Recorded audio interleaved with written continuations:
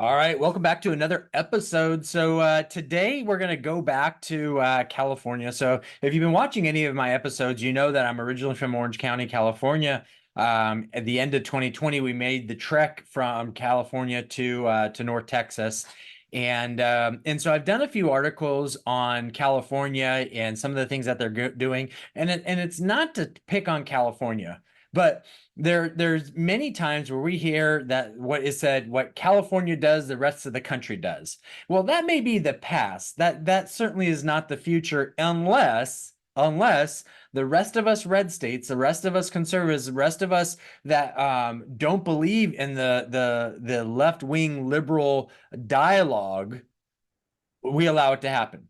But there's three articles regarding California during talking about California wealth and exiting California, different times, different articles, so different websites. So what I want to do, and again, I haven't read any three of them. It's clickbait. I look at the title and say, okay, this will be interesting for our podcast, our YouTube channel. So I'm going to go ahead and go through this and let's see what this looks like and what they're saying with regards to California leaving and if you have money, what that means. So the first one is from the National Taxpayer Union Foundation. This is August 27th, 2020. So this is really a fair amount of time ago, right? So let's look at this. California taxpayers may have even more on their plate to worry about besides a ballot initiative increasing property taxes, raising the top state income tax rate to 16.8%. Right now it's at 13 something, and a state tax collection this year that have run ahead of projections. The new threat, a first in the nation combination of wealth tax and exit tax. Okay. So you've heard me say before, California, if you're worried about people leaving, change what you're doing. Don't try to change them. They've already left. They're sick of what you've done. What you're doing must not be right. So they're leaving. And at the end of the day, if people don't want to be where you're at and you're so good, let them leave. There should be a confidence in that. Say, sayonara, see ya. Don't let the California boot hitting you in the butt, right? But that's not what they're doing, right? So in AB 2088, an amendment to August 13th by 12 assembly members and 2 senators would impose a 0.4% annual tax on taxpayers' worldwide wealth above 30 million, not counting real estate based on market value at the end of each calendar year. Part year residents would pay a prorated tax based on the number of days spent in California each day. New residents would have the wealth tax phased in for them only over a 10-year period. All right. The bill's lead sponsor, Assemblyman Bob Bonta, Democrat, shocking, thank God I was sitting down for that one, argued that the bill would make all Californians must step up and contribute to their fair share. What do you mean their fair share? California is already the top income tax state. The only thing that's probably lower in California than the rest of the states is the property tax. But that was voted on to be where it's at. So gas prices are higher, utilities are higher, food prices are higher, the cost of vehicles is higher, except for trucks. Trucks here in Texas are higher than they are in California because everyone here wants to drive a truck. What else is higher? Income tax is higher. Sales tax, depending on where you're at. In LA County, it's higher than Orange County. Orange County is about what it is here in Texas. And so, I mean, at the end of the day, what fair share are they talking about? Let's define fair share. Okay, you're talking about people who don't even live in the state, but spend days in the state based on the number of days spent in California each year. Is this a visitor tax? What the heck? So I'm not going to continue going because this is going to actually drive all of our blood pressures up. But it says right here, the top 1% of income earners currently pay 46% of California's income tax collection. So the top 1% already pay almost half of this state. What's their fair share? What are you talking about? I'm sorry. The world they live in, I just don't get it. I don't get it. I'm not going to read the rest of this. The rest of the article may completely squash what I'm laughing about, and it actually may make sense. But what I've read so far is motivation enough to say, you know what? We're moving on. So All right. January 5th, 2023. Okay, so we're looking at, what was this? August of 2020. Now we're January 25th of 2023. So early last year. Would a wealth tax actually drive the rich out of California? I don't know if they passed that other. I don't even know if they passed that bill. We said see you later. We're gone. We didn't look back. So lawmakers in blue states like California. Oh, sorry. This is Cal Matters, by the way. This is nonprofit, non-partisan state news. Let's see here. Okay. Lawmakers in blue state like California may refer to tax the rich, but there's always a risk. What if the rich just move elsewhere? Last week, Assembly member Alex Lee said he was introducing a new tax on extreme wealth. It wasn't the first time that the Milpitas Democrats pushed the idea, but this year he had backup. Lawmakers from 7 other states, including Connecticut, Hawaii, New York, Illinois, and Washington, were introducing new taxes from the rich. Oh, all the states that tend to be a higher tax state. All blue, by the way. Every single one of these are blue states. The counter argument is that the rich will just leave. Well, this is kind of the strategy of you can run, but you can't hide. Why? Why? If you are poor managers of a state, you've been elected, and people choose to leave, whether they're poor or rich, why are you penalizing them for leaving? Because you want their tax dollars, because you want to keep spending their money, because you can't change your spending habits, because you are mismanaging a budget and you're forcing them to pay for it. Why? Because we saw in the previous article, Californians, the top 1% are paying what? 46% of the tax collected. Okay. So rather than you change, you're requiring all these people to pay for your lack of leadership. All right. Lee's proposal was applied to individuals with a net worth of 50 million or more. Well, they've got plenty of money to pay more taxes. Well, they do. They do. But what you're doing is you're saying we're going to charge them taxes for leaving us, for leaving because we are already charging higher taxes. They're already paying taxes. And because they left, we're going to tax them. They want to tax the wealth at 1% annually. Okay. All right. Beyond the wealth beyond $1 billion would be taxed at 1.5. The tax would apply to about 23,000 households of the wealthiest 0.1% of the state and would raise about 21.6 billion in revenue each year. Okay, how about you cut your budget by 21.6 billion, and then you don't have to chase people who don't want to be in your state anymore? I don't know. Maybe that's an idea. Rather than always chasing the people who've made decisions that are different or took risks that are different than you as a public servant. By the way, servant, public servant, you're voted into office to serve the public. And then rather than blaming them for making decisions to be a business owner or to do whatever or take whatever risks they took, you are now wanting to chase them and cause them or say that they're not doing their fair share when they are. You're not doing your fair share. You're not changing your spending habits. You're not changing what you're doing. Rather than chasing an old girlfriend,